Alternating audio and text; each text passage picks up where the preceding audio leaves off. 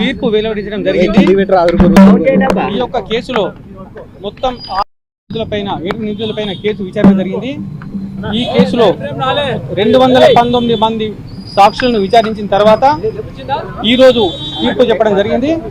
ఈ కేసులో 4 నిందితులను పై కేసు నిర్ధారణ అయిందని చెప్పేసి వారికి ఒక్కొక్కరిపైన 7 సంవత్సరాల శిక్షను విధిస్తూ తీర్పు చెప్పడం జరిగింది. దీంట్లో ఏటు ఉన్న గాలి జనార్దన్ రెడ్డి ఇప్పటికే 4 సంవత్సరాల పాటు జైలు జీవితం మరి దాని ప్రస్తావన ఏమైనా ఇచ్చారా?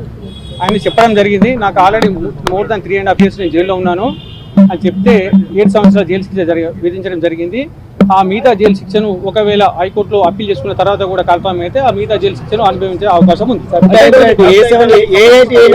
కృపానందం గారు A2, సబితా ఇంద్రారెడ్డి గారు ఎక్స్ మినిస్టర్ సబితా ఇంద్రారెడ్డి గారి మీద కేసు నిరూపణ కాలేదు కాబట్టి వారిని నిర్దోషులుగా కోర్టు తీర్పు చెప్తూ వారిని విడుదల చేయడం జరిగింది. 7 సంవత్సరాలు జైలు శిక్ష కాబట్టి వాళ్ళు డైరెక్ట్ జైలుకి వెళ్ళే అవకాశం ఉంది. ఎందుకంటే ఇక్కడ బెయిల్ ఇచ్చే ఆస్కారం లేదు. 3 సంవత్సరాల పైన శిక్ష విధించిన ఏ వ్యక్తికైనా ఇక్కడ బెయిల్ ఇచ్చే ఆస్కారం లేదు. వారు ఇప్పుడు వాళ్ళని జైలుకు తరలిస్తారు. వారు హైకోర్టులో అప్పీల్ చేసుకున్న తర్వాత వారికి బెయిల్ వచ్చే అవకాశం ఉంది. ప్రస్తుతం అయితే జైలుకి వెళ్ళాల్సింది వెళ్తారు. ప్రస్తుతం అయితే మాత్రం మనం చూస్తున్నాం సార్, ఈ కేసుకు సంబంధించి ఇప్పటి వరకు సుదీర్ఘంగా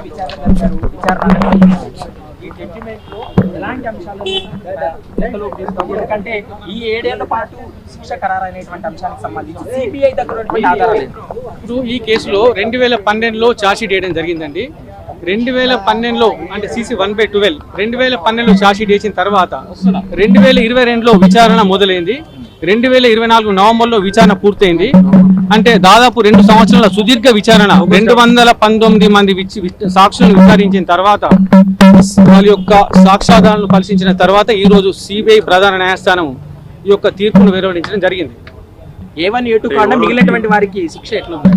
అందరికీ నాకు తెలిసి ఇప్పుడు A1 to A3 ఏమో ఇండివిజువల్స్ అండి, A4 కంపెనీ OMC, తర్వాత A7 కూడా ఇండివిజువల్ ఉన్నాడు, A5 చనిపోయాడు, A6 మన సీనియర్ ఐఏఎస్ ఆఫీసర్ గారు శ్రీలక్ష్మి గారి మీద హైకోర్టులో క్వాష్గా అయింది. ఆ కేసు అప్పుడే హైకోర్టు కొట్టేసింది కాబట్టి మిగతా A7 పైన కూడా కన్విక్షన్ అయింది. తర్వాత 8, 9 పైన వారిద్దరిని కృపానంద మన సబితా రెడ్డి గారు కృపానందం గారి పైన కేసు నిరూపణ కాలేదు కాబట్టి వారిని నిర్దోషులుగా చెప్తూ కోర్టు తీర్పు చెప్పడం జరిగింది. అప్పీల్కి అవకాశం ఇచ్చిందా? ఇప్పుడు అప్పీల్కి అవకాశం అనేది ఉండదండి. 1 monthలో వాళ్ళు హైకోర్టులో అప్పీల్ చేసుకోవాలి. అప్పటి వరకు ఎవరికైతే శిక్ష పడో వాళ్ళని జైలుకు తరలిస్తారు. ఓకే.